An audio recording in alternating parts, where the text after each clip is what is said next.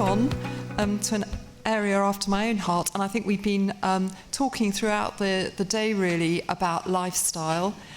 So now is the time to focus on that, and it's a great pleasure to welcome Dr. Brown. He's actually a real doctor with a PhD, who's a specialist in weight management and bariatric as a dietitian, with a national and international career around this.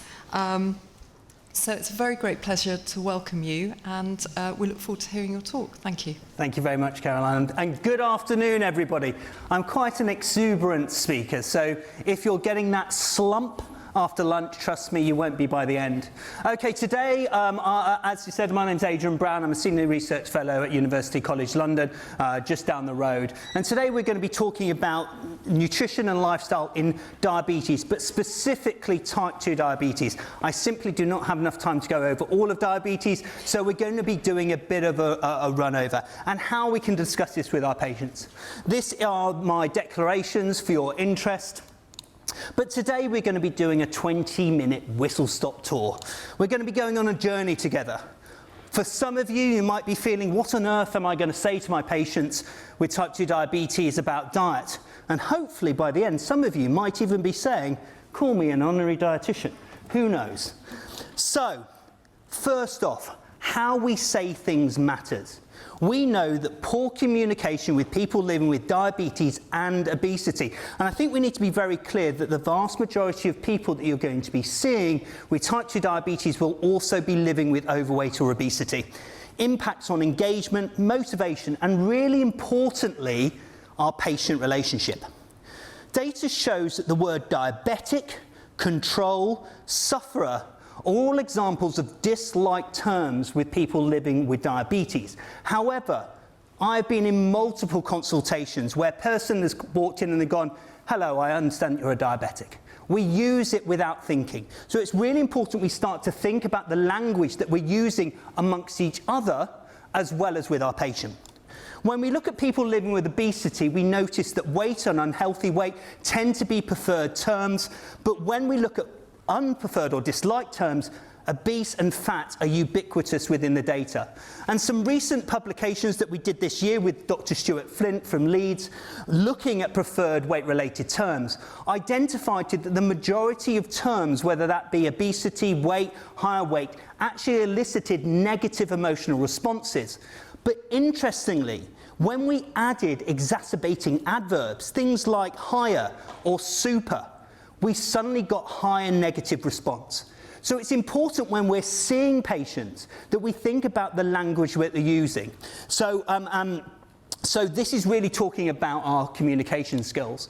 And this sort of leads on very nicely to the idea of person-first language.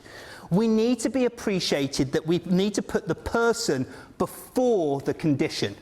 A person is not defined by their disease in front of you. They are a person first. And we've got some excellent information, and one of them is from the NHS England. This is a Language Matters, and Professor Partha Carr, one of the co-authors, will be speaking after me. But we're not talking about diabetic person or an obese person. It's a woman, it's a person living with diabetes or obesity. So when we start saying that woman is diabetic, she's not diabetic, she is not obese, she is living with diabetes or obesity. If you're unsure, ask the patient. Yeah? If you don't know what terms to use, make sure you speak to them. So the question is, how many food decisions do we make every day? I open this up to the floor, shout out a couple of numbers. 25. How many? 25. 25, okay, starters 25. More. How many more? 4. Only you make 4 food decisions a day. Okay. Anybody else? More. 10. 50. We make 200 food decisions a day on average. Now imagine that 10% of those impact on blood glucose or on your body weight. You can suddenly see how small changes through the day, alterations, can make a difference. Am I going to have sugar with my tea? Am I going to have a small little cake with my coffee just now? I don't know. They're looking very nice. I warned over. My friend is having one. These are all things to think about. Now, when we start thinking about diet and type 2 diabetes, there is some guidance, and this is data from Diabetes UK in 2018, identifying some key factors. First, we need to be individualising the approach. We need to be thinking about dietary, physical activity, behaviour, medical strategies. We've talked about a lot about that with drugs today, but also we should be considering surgery. At the present time, surgery still remains the best treatment for weight loss and improvement of type 2 diabetes. I think today, the new medications that are coming through, we might be starting to see something different, but however, this is where we are. Weight loss should be considered primary strategy. I was very interested with Stephanie's information when you looked at it with that word cloud, how weight gain had gone. Everything else, we spoke all about drugs and nothing about body weight. However, we know that body weight is one of the key drivers.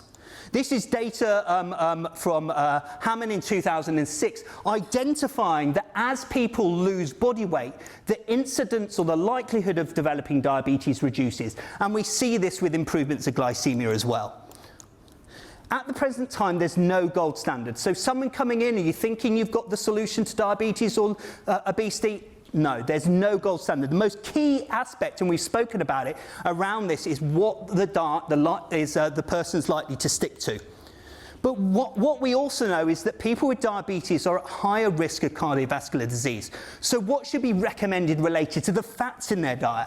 We should be looking at replacing saturated fatty acids, that's animal type foods, processed meat, butters, with unsaturated fats and whole grains. And that's been shown to reduce down MIs. But what we should be looking at is looking at reducing the total amount of saturated fat to around less than 10%. And this is data from Sakin in 2018. But ultimately, we know that multi-component intensive lifestyle management actually works. Data from the look ahead clearly shows when we throw the kitchen sink at people, actually it benefits them. But how and what can we do in clinical practice to focus? And what we should really be doing is we should be thinking about making healthy food choices. But what do those look like? And sorry, I know your pet peeve is lots of information on the board, but we've got a big slide here. But thinking about reducing intakes of saturated fats and omitting unhealthy sources of carbs, things like sugary drinks. So some sensible dietary advice should be some core aspects of when we see our patients. So let's move on to remission. We know Direct came out about 4 years ago now and shot the word. We can achieve remission in primary care. So what other dietary aspects can we do to achieve remission within a clinical setting? Current advice. This is data from Carter in 2014, looking at the 7-year incidence of remission within their cohort. Looking at partial remission, defined as having an HbA1c of less than 48 off all medications for 1 year, it only happened in 1.47. So spontaneously, we don't really see it happen in clinical practice. When we look at bariatric surgery, and this is data from the Stampede study in the US, looking and comparing best medical practice with sleeve gastrectomy and bypass, the top red bar is 1 year, the bottom red bar is 2 years, and what we can clearly see is that sleeve gastrectomy and gastric bypass outperform best medical therapy in terms of achieving remission. When we start thinking about other diets, we start thinking about the Mediterranean diet. It's one of those diets that has always been out there, but also starting to think about energy restriction and meal replacements. This is post hoc analysis from the Predimed study in Spain and also the Look Ahead study in the US. What we notice here clearly is this is a Mediterranean low carbohydrate diet compared to low fat, and achieving about 15% remission at 1 year and gradually reducing down to around 5% at 6 years, which tracks with weight loss. The more weight people lose, the greater likelihood they are to remission. And we see exactly the same with the Look Ahead, achieving around 11%, just over 11% at 1 year and tracking down to around 8. So you can use low energy and Mediterranean diets to achieve remission. Low carbohydrate. I know that we're going to be talking about this in a little bit and the people are interested. So what can we do? This is data from David Unwin. I'm sure the low carb GP, you've heard of him. He has a practice up in up near Liverpool, and this is data from his 6-year data looking at remission. And what we see is we see significant drops in HbA1c, and actually 46% of his practice, which is 128 that did low carb, actually achieved remission with no diabetes medication. So it can be done in primary care.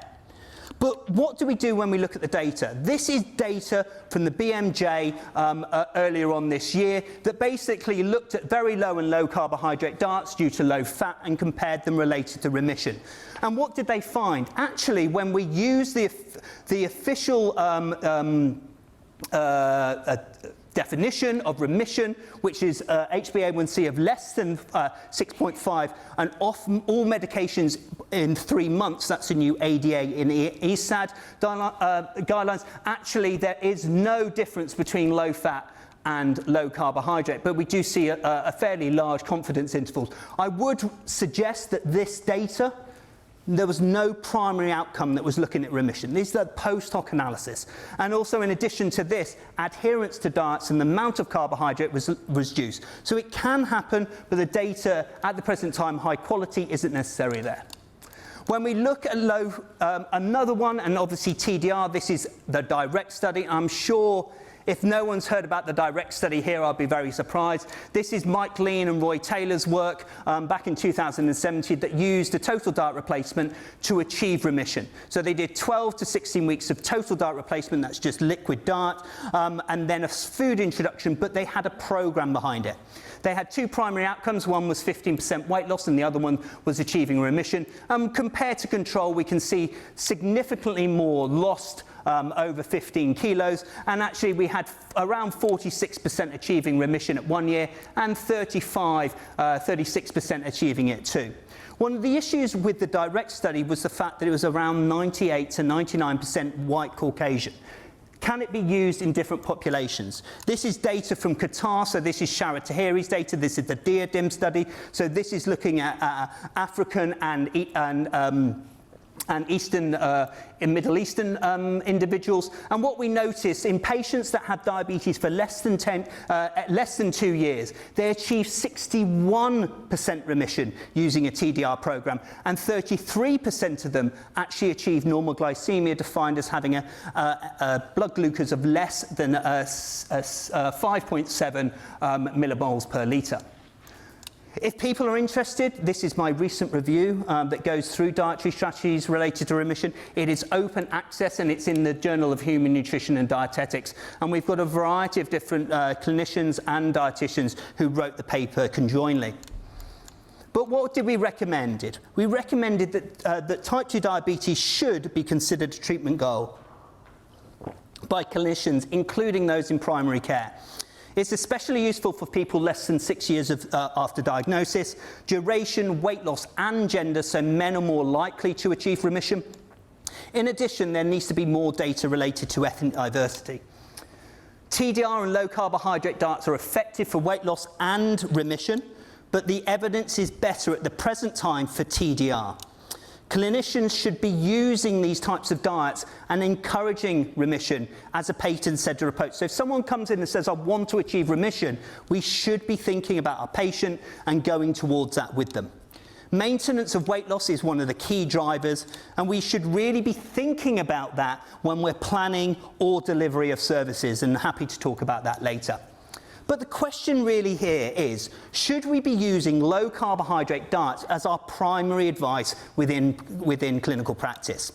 This is the taxonomy by Feynman in 2015 that identifies the different amounts of carbohydrate in grams per day and the percentage of their total energy intake compared to very low carbohydrate, moderate and high. What you'll notice is generally a lot of the studies have around 40% carbohydrate. So it would be considered moderate. And that's important when you look at data. You look at the amount of carbohydrate they're recommending, but also the percentage. This is data that's courtesy from Pam Dyson over in Oxford that basically summarises systematic reviews comparing low carbohydrate diets and low-fat diets. So we've got systematic reviews up on the left-hand side, and then the weight losses that they achieve. What you'll see is there's no difference between the two diets apart from one, which is around 1 kilo. In clinical practice, it's statistically significant, but is it clinically relevant? We're getting the same story with reduction in HbA1c. Again, only two meta-analyses and systematic reviews found a difference, but again, this is representing a very small difference between the actual studies. But this is another study that looked at comparing low fat and low carb, and obviously this is a forest plot with a line of no effect. And what you notice quite clearly is when it's done in a short term, the low carb diet, it's greatly beneficial. It appears to reduce HbA1c by 1.38%.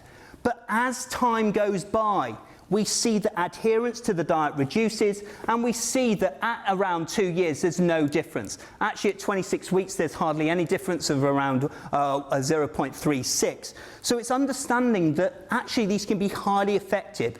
The key here is how can we make sure people maintain that diet?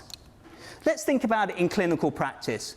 This is Sarlo's data in 2008 that looked at publishing the low carbohydrate program. This is a 12-week program that you can refer to in primary care.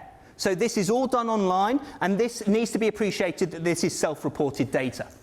Sorry about the busyness of the slide. I'd like you to focus in on the yellow. And what you notice up at the top, this is reductions in HbA1c. And what you notice quite nicely is compared to 1 year later, it's about a reduction of about 0.75. And a weight loss, which is expected within clinical practice, of about 4 kilos. But this has had no clinician input. This is all online. But what I'd also like you to note is the completers. If people complete the program, they have a reduction of 1.75%, and they have a reduction in body weight of around 7.5 kilos. This is a continuation of David Unwin's data, of his 6-year data published last year in the BMJ Nutrition. And what we have here is we have our 6-year data and his 128 patients that opted in to do a low-carb diet approach. So looking at the data, what we see is we see people losing around 8 kilos compared to the direct study that lost around 10, slightly less body weight, but a significant improvement in HbA1c, dropping down from 65.5 to 48. And as I said before, 46% of patients in this group actually achieved a remission and off all diabetes medications. And also we saw some significant improvements. So the question is, can it happen in clinical practice? Yes, it can. Does it require a little bit of time with our patients and understanding how to deliver that? Yes, it does. But that is possible and should be an achievable goal within practice. The most important thing was that when they looked at the savings that this achieved on average, compared to the local area, approximately £51,000 reduction in prescribable type 2 diabetes medications. So a real potential that we could be improving outcomes. But the important thing to think about here is actually the weight loss was less rapid. Is another mechanism working? And within our review, we discussed if people achieve remission, which would be an HbA1c of less than 48 off their medications for 3 months, but don't lose weight with a low carbohydrate diet, which can happen, because what we're doing is we're simply removing the thing that affects blood glucose. If there's no change in body weight, are we actually achieving remission? Because we haven't actually altered any potentially of the biology underlying it. If you listen to Roy Taylor's work related to fat in the pancreas and the liver. So it's an interesting concept, and we discussed that potentially as something called mitigation. But the final point I'd like to go over pretty much today is about people on insulin. These patients often represent the most challenging patient population that we see in our clinical practice. We know that insulin engenders weight gain, anywhere between 3 and 9 kilos, particularly in that first year. And we know that the majority of it is from fat. The issue that we asked, and this was a study that we did as part of my PhD, was could we use this TDR, the similar to direct, within this patient population? And the answer is yes, we can. This is our data that was published last year in the BMJ Diabetes Research and Care that looks at using a low-energy formula-based diet in people with type 2 diabetes on insulin. We have insulin algorithms in there and also some really interesting data that you might be interested in looking at. When we look at data, and again, I'm sorry about the busy slide, but I'd like you to focus on the red blocks. We got around 10 kilos weight loss in people on insulin at 1 year, compared to only 5.6 in the control group. We got significant improvements in glycemia. I appreciate that these look fairly low, but when we looked at the 6-month data, actually they were far higher. But what we wanted to do was reduce down contact in that next 6 months, because that's likely what we're going to do. Intensive block, and then we'll reduce care. But what I would like you to focus on is insulin reductions. We reduced insulin by 47 units. They were on 75 units to start off with. That's a reduction of 75%. And we had 13 people completely stop insulin. We had some individuals stopping within a week. So it really shows that actually there is something that we can do for those really complex patients in primary care. So just before I finish, I just want to think about my remit at the start, which was about how do we talk to patients. What's really important, and I appreciate that sometimes it's very difficult to get these in-depth conversations, but if we have a really complex patient, it might be worth considering having 1 or 2 appointments with that person to start to get to some of these core values. It's important the patient shares their story. They want to be heard and understood. Often when things are rushed, people don't feel that way. We want to understand what they understand by their diabetes and how it is to live with it. Often, even when we speak to them, have had diabetes for 15 to 20 years, they can still have misconceptions about education, particularly around diabetes. We need to think about expectations and motivations, their weight history, what's worked, what hasn't worked. Did they lose large amounts of body weight at any point in their life or gain? We need to think about diet history and eating patterns. They're really important. Are they missing meals? Are they having snacks? Are they emotionally eating? Barriers to change. And also, really importantly, thinking about support networks. How are we going to support the patient outside of our clinic when it's not just us? And then thinking about rewards for actually those new behaviours. But when all is said and done, it's the patient's choice. We need to think about the patient. The patient's going to come in and say, this is what I want to achieve, and we as clinicians should be really thinking about engendering and helping them to achieve that goal. So in summary and take-home messages, language is important when we speak to patients, and it's important we start to use patient-first language. Weight loss is key. We should be promoting healthy food choices, less than 10% saturated fat and replacing it. Remission should be an option and a treatment goal. TDR, or total diet replacement, are the strongest evidence at the present time, or low carbohydrates can be used as well. But also we need to be appreciative that we need to be individualising our advice. And finally, refer to a dietitian. I thank you very much. These are my acknowledgements, and any questions. Thank you.